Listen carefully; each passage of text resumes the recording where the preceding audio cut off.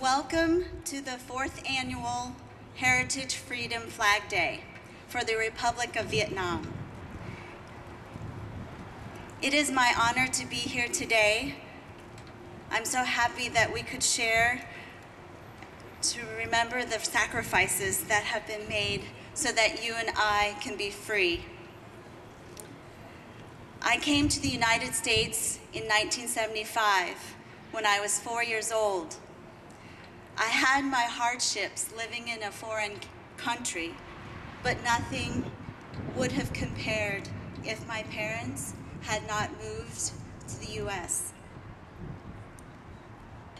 In the second sentence of the US Constitution, it states, "We hold that these truths to be self-evident, that all men are created equal, and that they are endowed by their Creator with certain unalienable rights.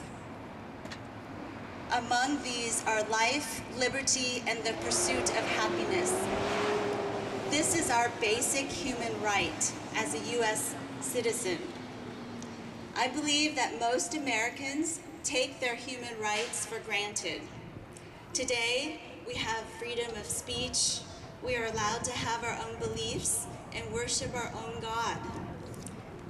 We are free from fear of unwanted imprisonment. Meanwhile, the people in Vietnam, they're living with little or no basic human rights.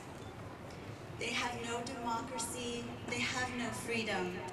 They live in fear of beatings and imprisonment for expressing their pain, their suffering, and their poverty through essays, through their art, through music.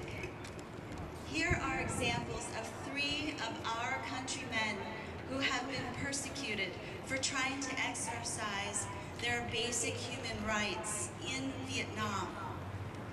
Khanh. He is a musician, songwriter who wrote the songs "Where is My Vietnam" and "Who Are You?" He was imprisoned after he released his songs on YouTube. His songs sing of pain, poverty, and suffering, the misery that Vietnam feels for its people. Father Nguyễn Văn Lý, a Roman Catholic priest who was also imprisoned for his nonviolent pro-democracy movement and his collaboration with other writers on the essay called Manifesto of Freedom and Democracy for Vietnam. In addition, Reverend Thích Quan Do, a Buddhist monk, was placed on house arrest for 35 years because the communists believe that he is a threat because he leads the fight for freedom and democracy. He has seen the suffering of the Vietnamese. Therefore, he wishes that human rights can be restored to the people of Vietnam. For every one person who has been wrongfully imprisoned by the communists, there are probably hundreds of others that we do not know about.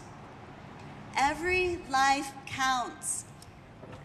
When one of us suffers, we all suffer. Please do your part to ease your own suffering and to ease the suffering for people around you. Please call your state representative to encourage them to support the continued fight for Vietnam and for their human rights, for the Vietnamese people. For us, House Bill 55 gives us the opportunity to raise the flag every year on April 29th, to remember not only the sacrifices made by many, but also to remember that human rights are for everyone, not just for the chosen.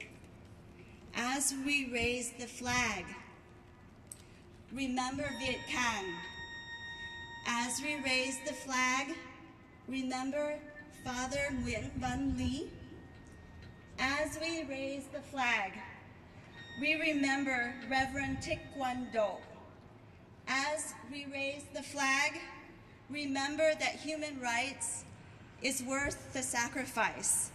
And as we raise the flag, we remember that we all have to do our part to ensure that human rights are preserved for everyone. Thank you.